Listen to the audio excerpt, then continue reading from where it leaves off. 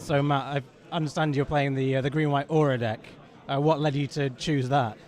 It's basically just a metagame choice. The UK doesn't tend to have a lot of combo, and the combos that they play tend to be things like Splinter Twin, which are quite simple combos and quite easy to take out.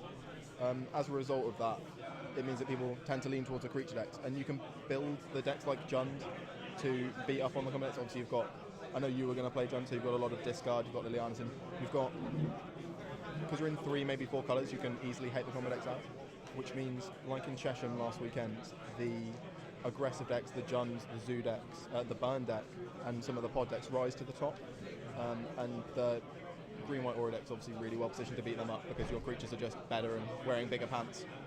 So you said that you may struggle against combo. I imagine Scape Shift and possibly Storm are maybe rough matchups for you to some extent. But they definitely are. If you look at my deck list, I mean later on, the sideboard is essentially 15 cards to beat up on combo decks, and it turns out if you board in 8 cards, your matchup becomes quite favourable. And because Modern is such an enormous format, you get to diversify your hate cards. So you get to play so instead of playing 3 suppression fields, you can play a Torpor Orb, a Stony Silence, and the third one that I can't remember. Right, there's so many different similar but different cards that you can play a lot of different overlaps. So how did your round 1 go? What did you play against? I played against Aaron Biddle playing the Waffo Tapper Mystical Teachings deck that he came 9th in the Modo PTQ with on New Year's Eve, maybe the day before. Basically it's full of spot removal, mystical teachings. It uses Electrolyze to good effect so that you can be killing Jund's creatures like its Deathrite Shamans, its Blood Braids, without losing card advantage, which is obviously a huge thing.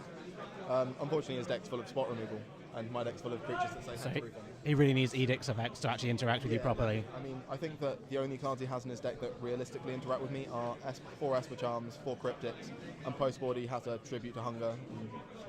Okay. So yeah, a bit of a dog to you. It's exactly the sort of buy that I wanted to have in the tournament and the reason I'm playing the deck. So that was quite a satisfying round 1 because it sort of shows that my metagame call is at least working so far. Alright, cool. Oh, well, thanks very much and good luck with the rest of the tournament. Thanks very much, Rob.